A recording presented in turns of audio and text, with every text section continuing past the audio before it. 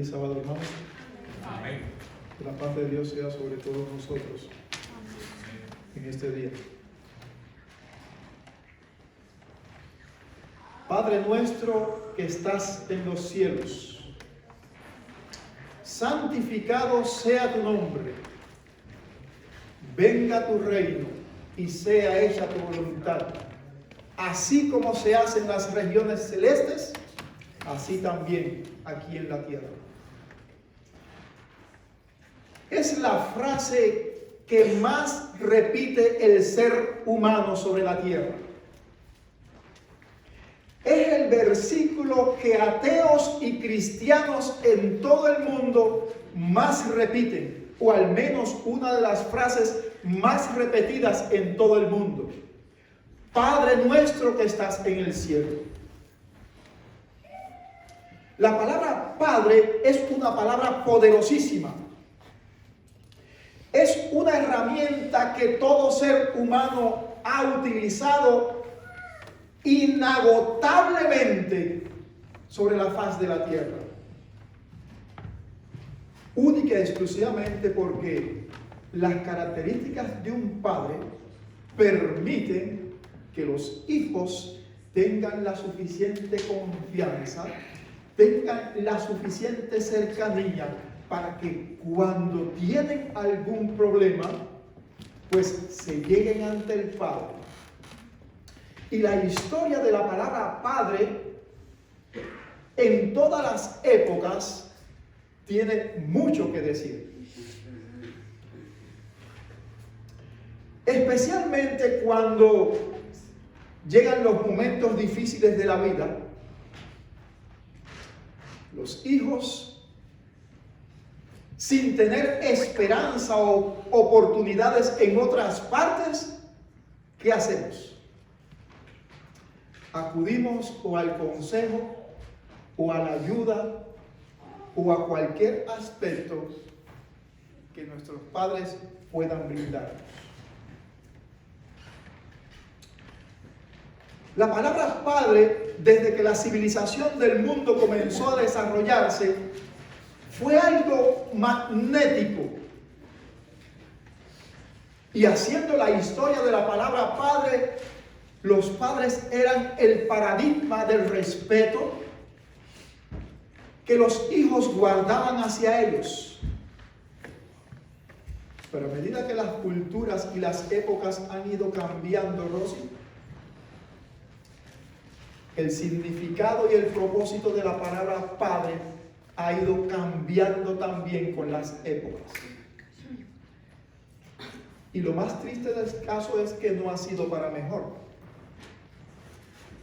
Hoy la palabra padre es una palabra tan común como ir al mercado.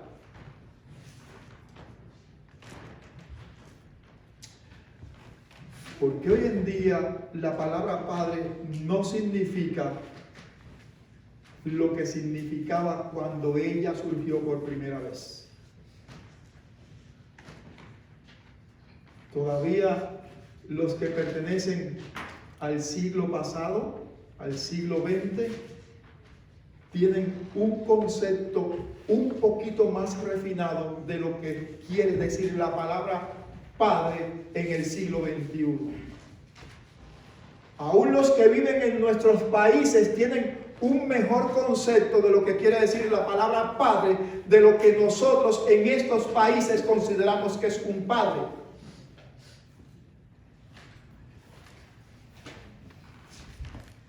Porque el respeto por la palabra padre se ha perdido. Y la comparo como ir de compras, porque uno exige que el producto que uno va al mercado a comprar tenga la calidad necesaria que yo exijo del producto.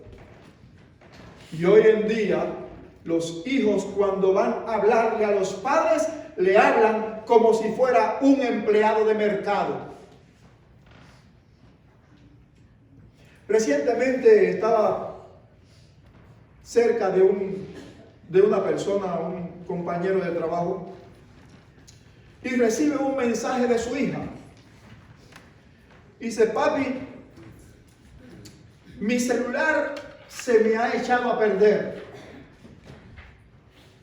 Es que por favor, y escuchen bien, utilizó la palabra por favor, ¿me puedes comprar un celular nuevo? No hace falta decir cuál es la actitud de un padre cuando una demanda de un hijo que necesita auxilio. Por supuesto, la palabra padre lo define. Automáticamente detuvo todas las actividades que estaba realizando y entró en su internet para buscar cómo solucionar el problema de su hija. Buscó y buscó y encontró un celular que hasta con características femeninas tenía. Y le envió la fotografía del regalo que ese padre quería darle a la hija para solucionar el problema de la necesidad. Y aquí ustedes no saben cuál fue la respuesta. Mira, papi, no es ese el que yo quiero. Yo estoy acostumbrada a usar iPhone. Y le envió la foto del celular que quería. ¿Y sabes cuánto quería? ¿Cuánto costaba? $1,500 americanos. ¿Se dan cuenta la diferencia de lo que era un padre al principio y de lo que es un padre en la civilización moderna? Antes ser padre era sentir la autoridad de poder decirle a los hijos cuál era el verdadero camino a seguir. Hoy en día los padres sencillamente temen darle un consejo a sus hijos, porque la sociedad moderna les ha dado la herramienta del 911 para que encarcelen en segundos. En 3 minutos está la policía y lo guarda.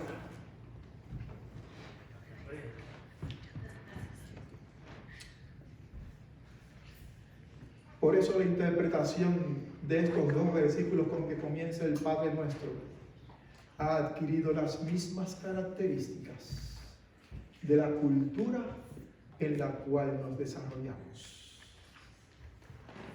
Padre nuestro que estás en los cielos, dice el pasaje bíblico, santificado sea tu nombre, adjudica a este Padre toda la honra y respeto que Él se merece, pero que ya no existe en la sociedad moderna. Por eso este versículo que es tan repetido en las oraciones, con lo que comienzan todas las oraciones de la historia, no lo entendemos y lo pronunciamos haciendo énfasis como si estuviéramos hablando con un empleado de mercados. Quiero un iPhone de $1,500 americanos. Y esa es con la connotación que le hablamos al Padre Celestial. Mientras estamos mencionando, santificado sea tu nombre. Y automáticamente estamos faltándole respeto al mismo tiempo, porque lo estamos tratando como la cultura en la cual vivimos. Pero la eternidad de Dios requiere que nosotros tengamos la santidad del principio, no la del siglo en que estamos viviendo. Santificado sea tu nombre. Y aún después decimos, venga tu reino. Cuando nuestras exigencias exigen las cosas de este reino, no el de Dios. Y aún pisoteamos más el texto cuando hacemos énfasis, sea hecha pero que sea un iPhone de $1,500.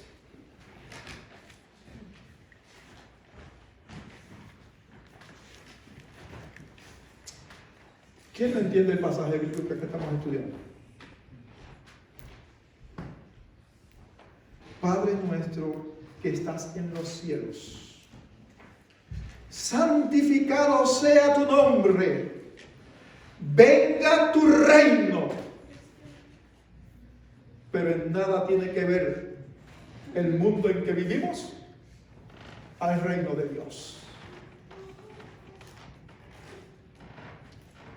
Hágase tu voluntad cuando realmente la intención de nuestra oración es que se haga la nuestra.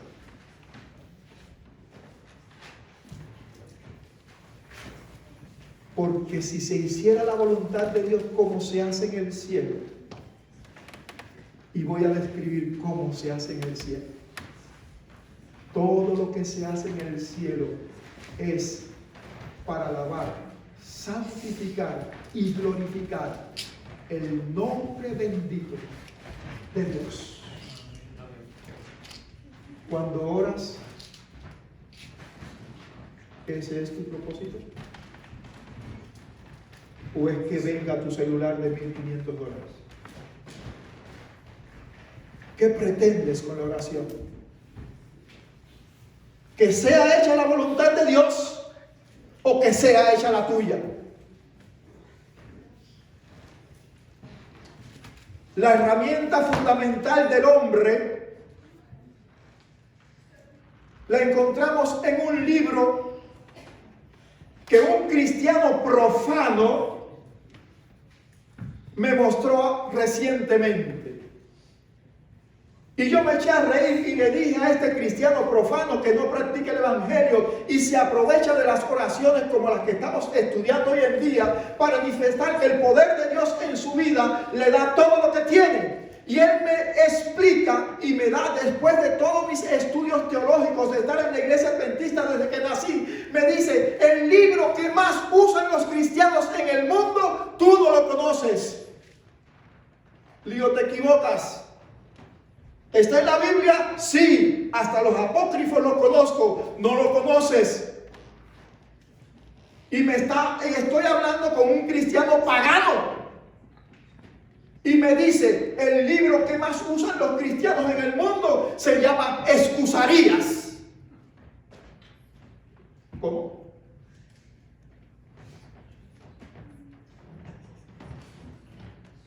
Sí. El libro que más usan los cristianos se llama Excusarías.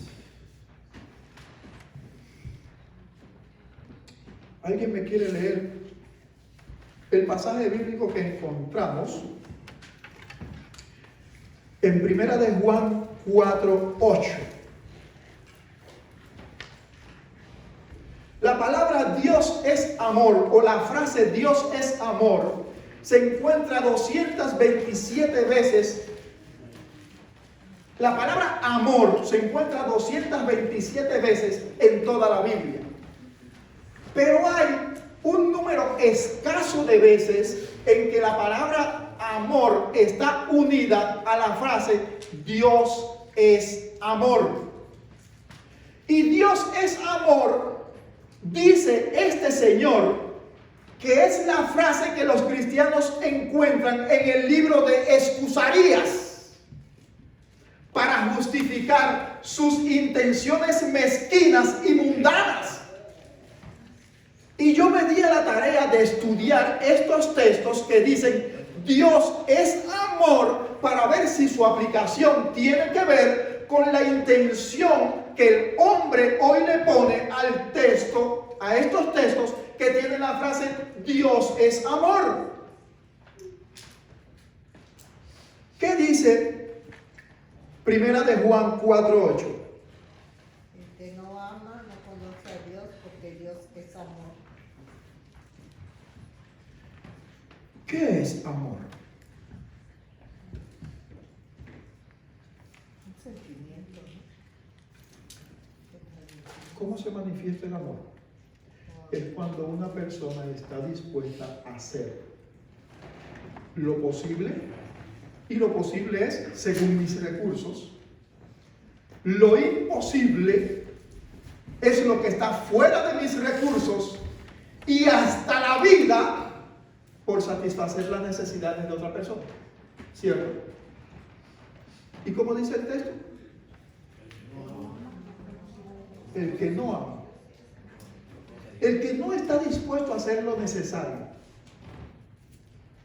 Lo imposible. Y hasta la muerte. Por amor a Dios. Dice el texto, ¿qué cosa? No conoce a Dios. Porque todos aquellos que oran con la intención de que les llegue el celular de $1,500 no caen en este grupo de personas que están diciendo que el que no ama. Porque ama más al celular que al Padre, ¿cierto? Porque si amara al Padre, supiera que buscar $1,500 hoy en día. Hay una frase en mi país que dice: hay que trepar un corojo de espalda. El corojo es una mata parecida a la mata de palma que tiene unas espinas de este tamaño desde las raíces hasta las ramas. Y ustedes se imaginan trepar un corojo que tiene unas espinas de este tamaño. Y dice: para conseguir $1,500 hoy hay que trepar un corojo de espalda. Pero la amorosa y tierna niña quiere un celular iPhone de $1,500. No importa lo que tenga que hacer el amoroso padre. El que no ama. Porque Dios es amor, Raúl, para los que le aman. Por eso el texto no tiene al principio Dios es amor. Al final. Primero tienes que aprender a amar para entonces entender que Dios es amor. El próximo texto lo encontramos en el mismo capítulo 4, versículo 16.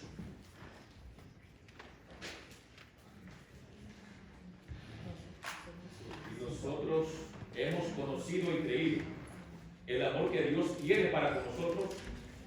Dios es amor. Y el que permanece en amor, permanece en Dios y Dios en él. ¿Se dan cuenta que Dios es amor? No es una frase mágica para convertir nuestros deseos de celulares de $1,500 en una acción positiva. El texto está deletreando en qué contorno, dentro de qué esfera Dios es amor. ¿Usted me puede repetir ese texto, Narda? Y nosotros hemos conocido y creído el amor que Dios tiene para Perdón, con pausa. Dios es amor para los que le han conocido. La pregunta es, ¿conoce usted a Dios? Porque si usted lo conoce, mire, ese señor conoce a su hija y no le mandó el celular de $1,500. Porque si tú conoces a Dios, tú sabes que no te va a mandar el celular de $1,500. ¿Cierto? Dice: a los que me conocen. ¿Y cómo termina diciendo el texto? Dios es amor, y el que permanece en amor, permanece en Dios y Dios en él. Porque hay que permanecer. ¿Y de dónde el apóstol Juan sacó este argumento? Vayamos a Éxodo 20. Éxodo 20 dice de dónde Juan sacó este texto. Éxodo 20, versículo 5. ¿Cómo dice? No te inclinarás a ellas ni las honrarás, porque yo soy Jehová, tu Dios, fuerte, celoso, que visito la maldad de los padres sobre los hijos hasta la tercera y cuarta generación de los que me aborrecen. Gracias. Dice que Dios es ¿qué cosa? Fuerte, celoso. Celoso. Dios es celoso. Pero ese Dios de amor, fíjense bien, ese que todo el mundo predica, con ese amor ilusorio, dice que visita la maldad. Noé es un maldito porque hace obras de maldición. Pero fíjense, el amor que ustedes creen que es de Dios, Noé, por sus obras malditas, va a tener consecuencias. Y esas consecuencias son una mala influencia, Jenny, para su hija. Y esas consecuencias de maldición de su mal ejemplo va a cosechar el castigo divino, él y su hija. Segundo mandamiento, lo estamos estudiando. Y visito la maldad de los padres sobre los hijos, y aún los hijos de tu hija, hasta la tercera, y los hijos de tu hija, hasta la cuarta generación, va a visitar Dios la maldad que tú sembraste en la familia. Mi pregunta es, ¿Dios es amor? Sí, pero ¿de qué tipo? Para aquellos que aman y guardan mis mandamientos. Para aquellos que me conocen. No se dejen arrastrar por la mala influencia de que Dios es amor y va a salvar a los pecadores. Porque la palabra de Dios no tiene escrito en ninguno de sus versículos ese mensaje distorsionado. Dios es amor para aquellos que le aman y guardan sus mandamientos. Y está escrito en el segundo mandamiento de la ley, en la primera tabla que dice: ama a Dios con toda tu mente, con todo tu corazón y con todas tus fuerzas.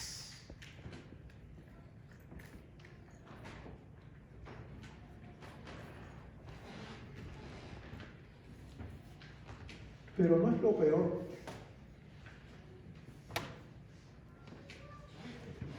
¿Saben qué es lo peor? El mandamiento que está en el versículo 7.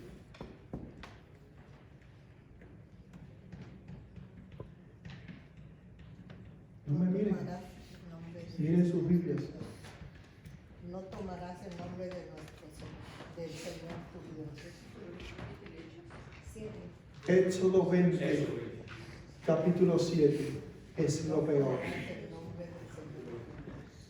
Cuando tú hablas con tu Padre Celestial con la intención de extraer de él las bendiciones mezquinas de comprar un celular de $1,500, estás mencionando en vano el nombre de Dios y no serás tomado por inocente. Porque cuando tú dices recibo las bendiciones de Dios y te sientas frente a tu mesa blasfemando los principios divinos de Levíticos 11 y teniendo comidas inmundas, estás blasfemando el nombre de Dios, estás diciendo el nombre de Dios en vano, porque estás bendiciendo alimentos que Dios no santifica. Te estás comiendo alimentos que Dios no santifica y lo estás bendiciendo en el nombre del Padre. Oh Padre, bendice mi comida inmunda.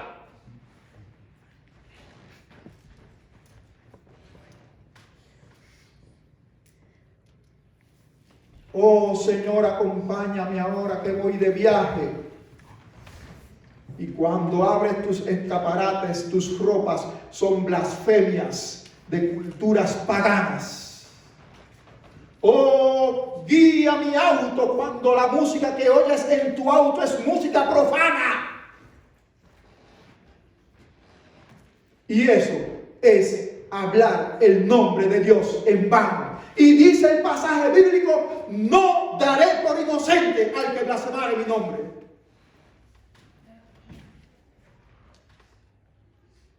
¿Quieres orar?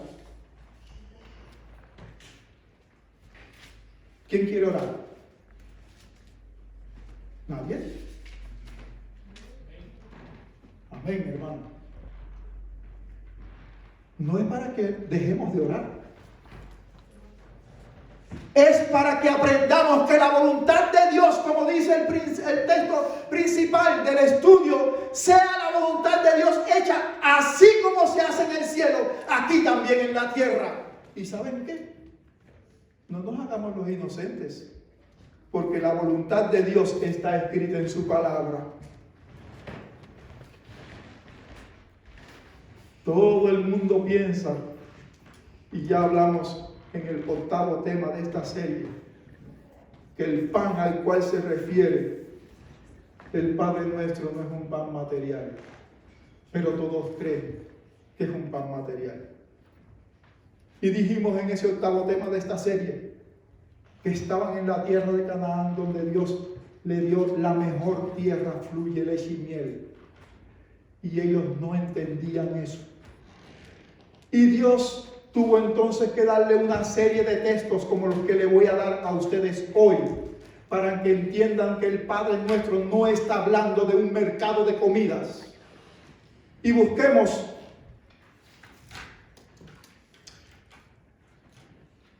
Juan 6, comenzando con el versículo 26 y 27.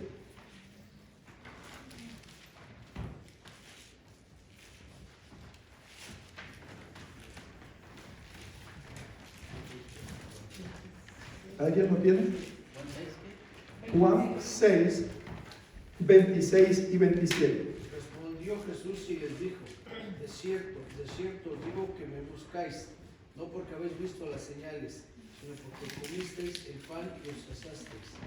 Trabajad, no por la comida que perece, sino por la comida que a vida eterna permanece, la cual el Hijo del Hombre os dará, porque a este señaló Dios el Padre. Este pasaje bíblico está hablando de la experiencia cuando Dios multiplicó los panes y los peces. Y esa tarde los discípulos salieron en el bote para cruzar al otro lado del lago, y Jesús se quedó. Pero durante la noche tenemos la experiencia en que Jesús se encontró con ellos en el medio del lago, caminó y finalmente llegaron juntos a la otra orilla. Todos sabían que Jesús se había quedado y lo andaban buscando, pero los botes que llegaron del otro lado de la orilla informaron que habían visto a Jesús del otro lado. Y cruzaron siguiendo a Jesús.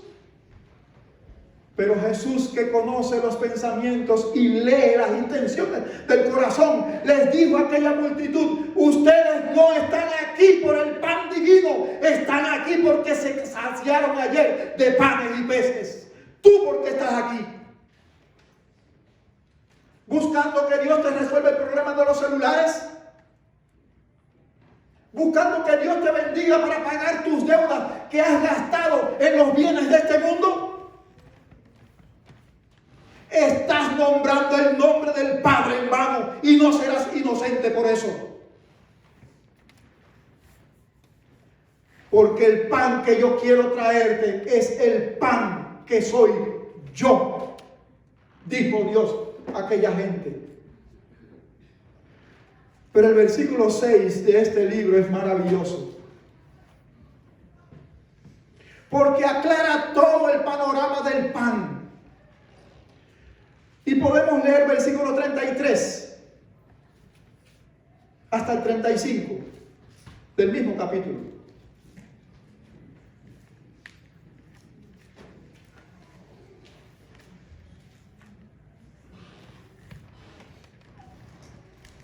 Porque el pan de Dios es aquel que descendió del cielo y da vida al mundo.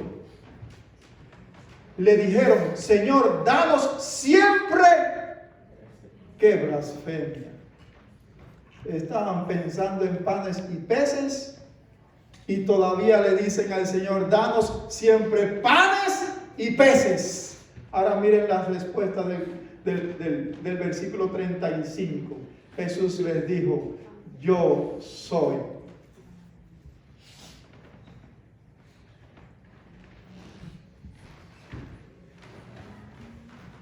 yo soy el pan que ustedes andan buscando. ¿Es Jesús realmente el pan que andas buscando? ¿O viniste aquí para que Jesús te dé un celular de $1,500?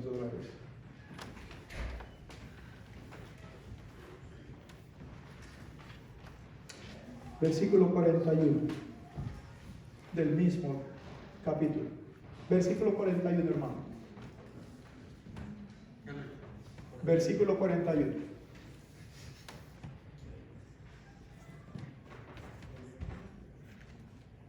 Murmuraban entonces de él los judíos porque había dicho: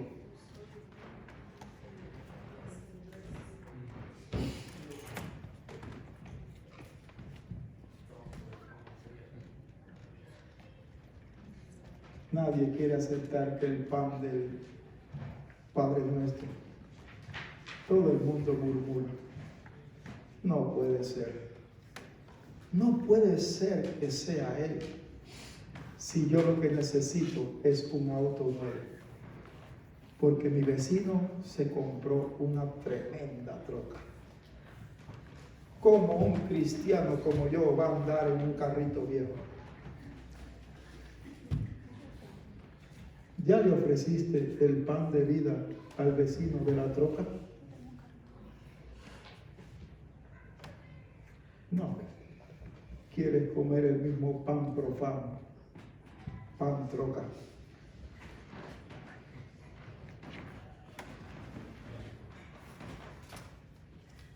Pero el pan que Dios está ofreciendo dice: soy yo. Es mi palabra. ¿Ya la compartiste con el vecino?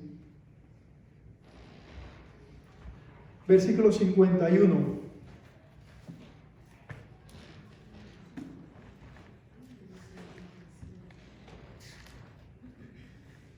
Del mismo capítulo, versículo 51. Yo soy el pan vivo que descendió del cielo. Si alguno comiere de este pan, vivirá. Vivirá.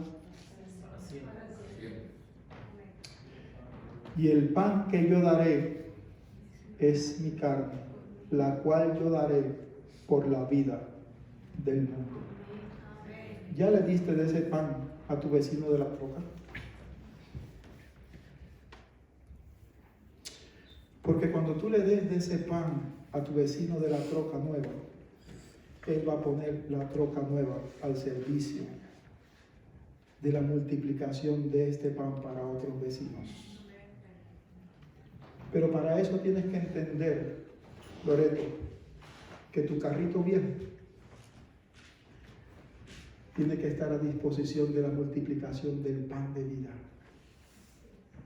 Es posible que Dios no te dé nunca una troca nueva, porque te vas a desviar tanto que vas a tener que trabajar las horas del sábado para pagarlas. Vas a faltar el diezmo a la casa de Dios para poder pagar la troca nueva. Y te vas a perder la vida eterna. Pero Dios, como Padre sabio, quiere darte la vida eterna, no una troca nueva. Si Él sabe que tú vas a ser fiel, Loreto, Él te va a dar una troca. 10 trocas te va a dar. Pero si Él sabe que tú te vas a perder con las trocas nuevas, no te la va a dar. Por supuesto, María, que hay quien va a querer darte 10 trocas nuevas para que tengas que trabajar el sábado y faltar el diezmo a la iglesia. Alguien va a tratar de hacerlo. Pero la intención de un padre siempre es darte vida eterna. Y si tú priorizas este alimento que dice aquí, el que comiere mi carne, ese tendrá vida eterna. ¿De qué te vale, Narda, tener una troca y perderte? Perder la vida eterna. ¿Verdad que de nada te sirve? Mira lo que dice el versículo 58.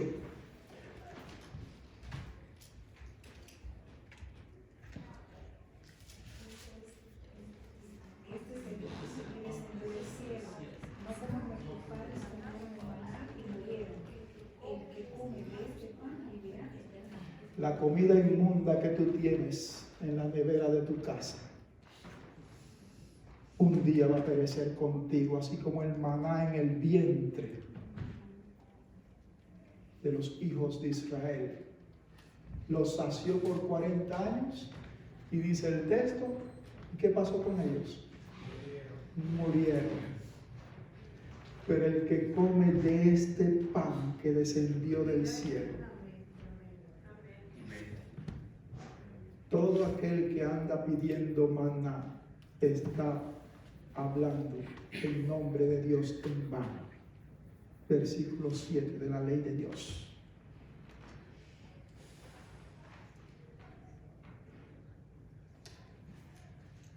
Cuando nosotros estudiamos el Padre Nuestro, nos damos cuenta que lleva una secuencia uniforme.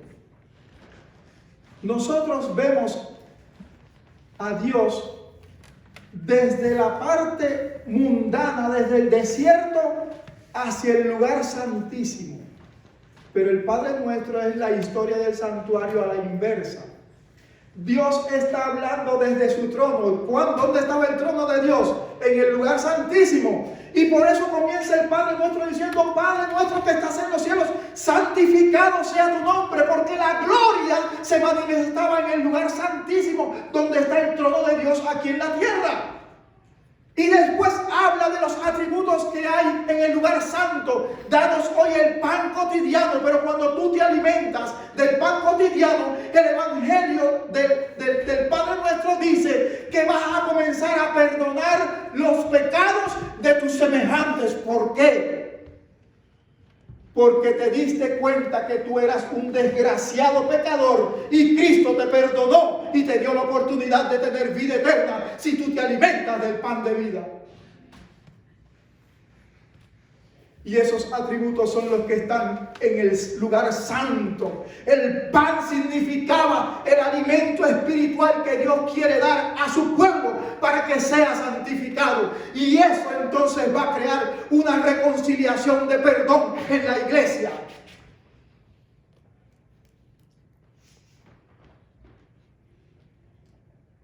¿Y qué resultado trae eso? Pues el Padre Nuestro también lo dice. Cuando ustedes leen el Padre Nuestro en Lucas 11, al Padre Nuestro le falta una parte. Allí termina diciendo: danos el pan de cada día, dánoslos hoy, y perdona nuestras deudas, así como nosotros perdonamos a nuestros deudores. Y termina ahí. Y comienza a dar otros consejos. ¿Por qué? Porque este capítulo comienza diciendo que Jesús estaba orando y que de repente, cuando terminó de orar, cuando iba caminando, los discípulos y la multitud estaban allí y los discípulos le preguntan a Jesús: enséñanos a orar.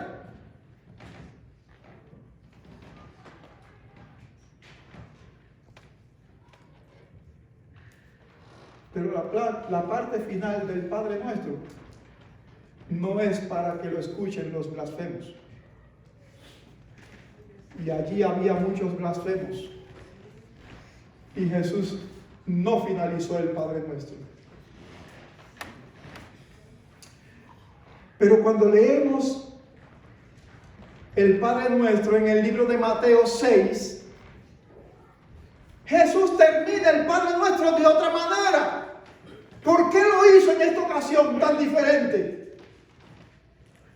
Porque ahí estaba en oídos que podían entender la parte final del Padre Nuestro. ¿Cómo dice la parte final del Padre Nuestro?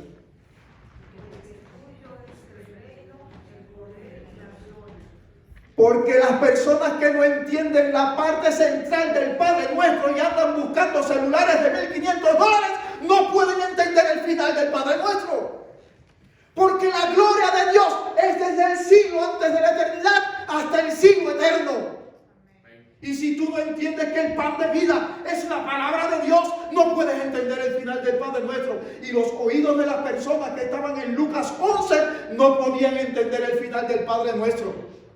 Y él no los mencionó. Pero cuando se encontraba en el círculo íntimo de aquellas personas que podían entender que Dios era eterno y que la gloria a su nombre era desde la eternidad hasta la eternidad, entonces resumió el final del Padre Nuestro.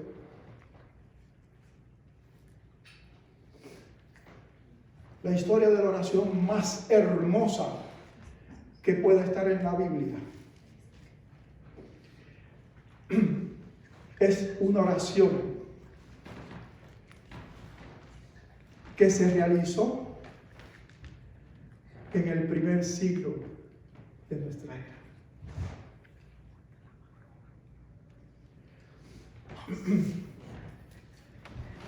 En la zona meridional de uno de los mares más importantes en la historia del mundo, el mar Mediterráneo, se encuentra una isla a la entrada del mar Egeo llamada Patmos.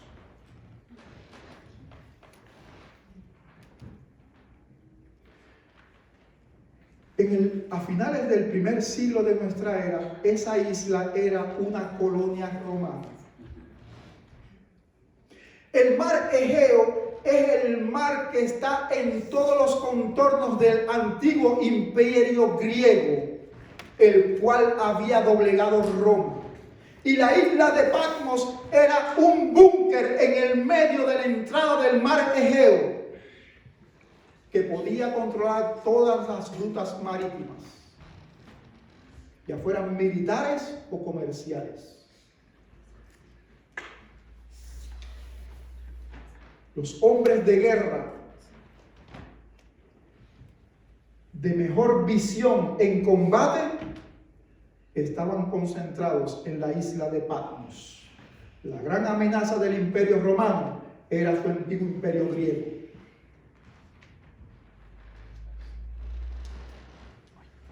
Y allí estaba el apóstol Juan.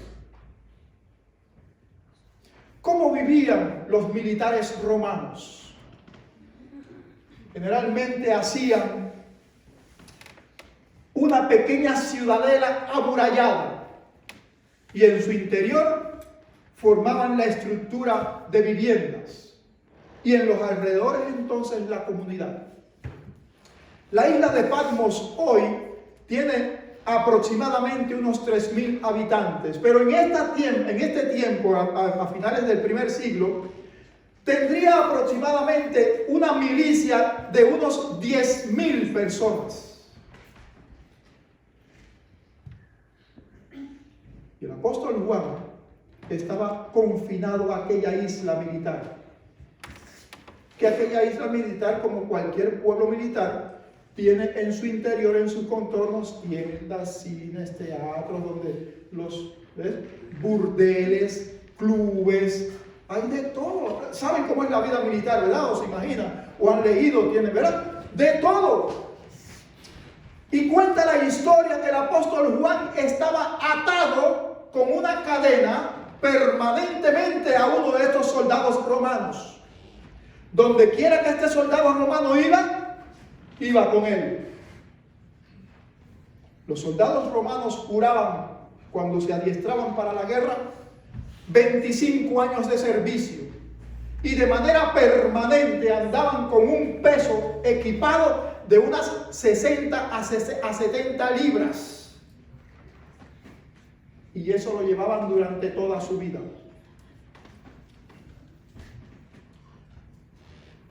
Cada 2 o 3 años se le daba permiso para que fueran a ver a sus familias.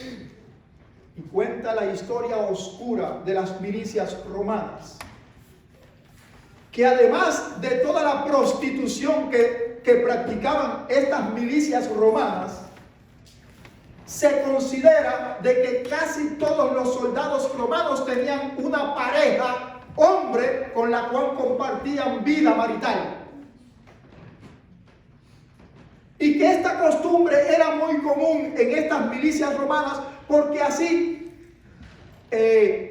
acercaba más los lazos de afinidad y servía para que en la guerra hubiera una mayor protección.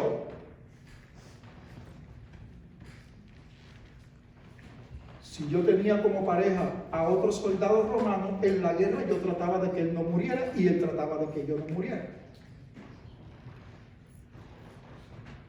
Eso me suena a Sodoma y Gomorra. Pero también me suena al siglo XXI, ¿o no? No hay mucha diferencia.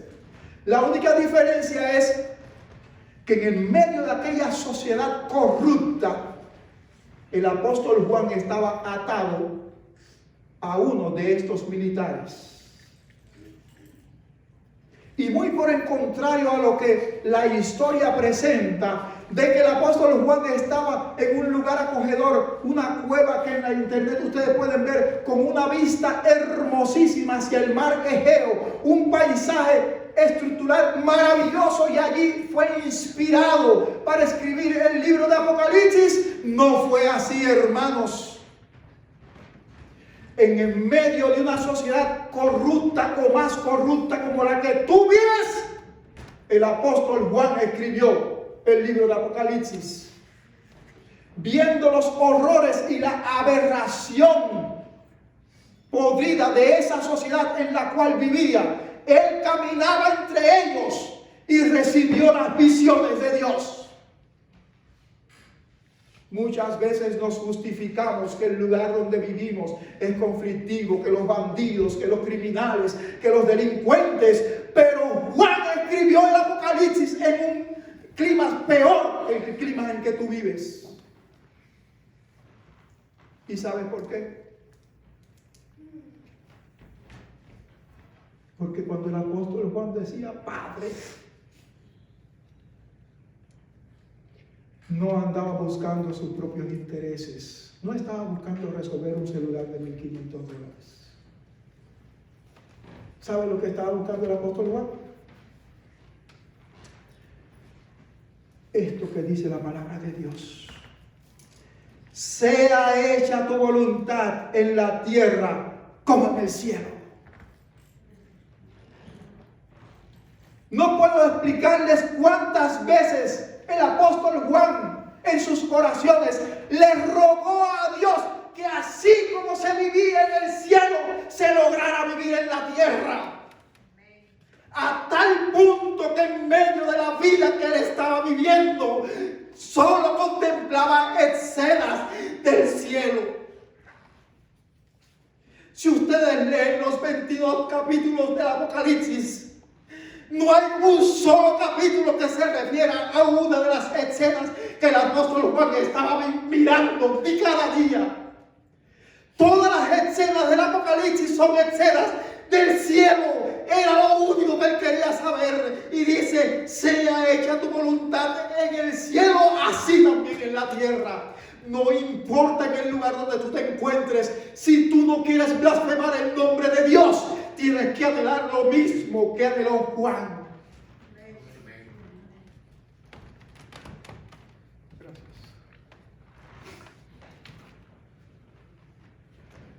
No hay una oración más ejemplar que la oración de Juan. No importa donde tú estés, si tu propósito es que la gloria que se hace en el cielo sea hecha aquí en la tierra, todo lo único que tú vas a añorar en tu vida es que a tu alrededor se viva la atmósfera del cielo. Pero ¿cómo voy a vivir la atmósfera del cielo cuando criminales están matando a niños inocentes delante de mí? Juan lo vivió, tú también lo puedes vivir. ¿Qué crees que existía en la isla de Patmos? Niños, mujeres, hombres, esclavos, todos eran abusados sexualmente. No había ley. Lo que el militar quisiera hacer lo hacía. Eso no es un secreto para nadie. Pero Juan veía el cielo abierto.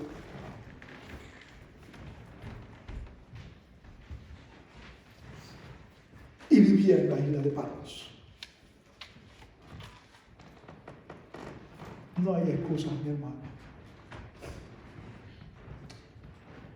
A tal punto que una y otro capítulo describe todo lo que Juan veía en la isla de Patmos. ¿Quieres conocer la isla de Patmos? No te guíes por el Apocalipsis, porque Juan no estaba en Patmos.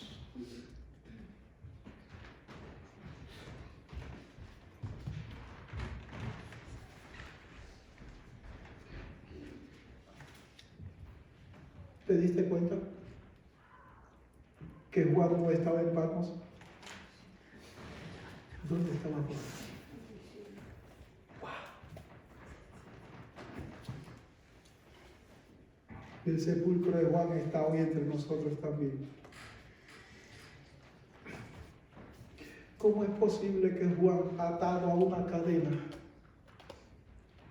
el resto de su vida podía andar libre en el cielo? ¿No te has preguntado eso?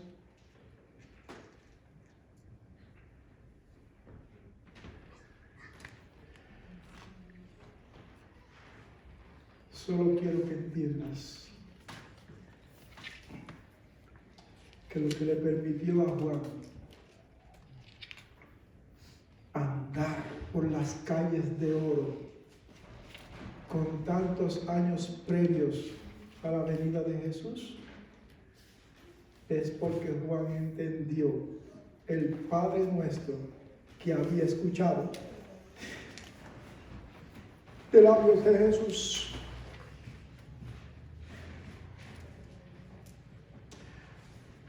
Cuando tú entiendas el Padre Nuestro y te toca caminar por calles de piedra como las que existen en Patmos, no te van a parecer de piedra, Loreto. Vas a estar caminando por calles de oro. Pero para eso tienes que entender que este pan de vida que dice el Padre Nuestro es cuando tú diariamente te alimentas de la palabra de Dios. Y cuando dices Padre Nuestro es para que se cumpla su santa y divina voluntad, no la tuya.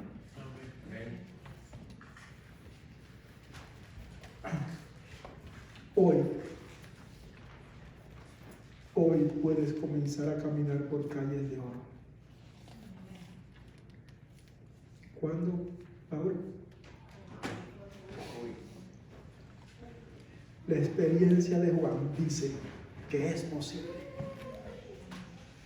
Solo tienes que escuchar una vez más y poner atención al Padre Nuestro, para que seas de aquellos que Jesús acogió en un grupo íntimo, a los cuales le pudo decir el final del Padre Nuestro. ¿Quieren repetirlo? Y sea hecha tu voluntad. No. ¿Quieren desde el principio? Porque tuyo es el reino, el poder y la gloria por los siglos de los siglos. Amén. Jesús terminó el Padre Nuestro así. Pero quieren saber cómo lo terminó Juan.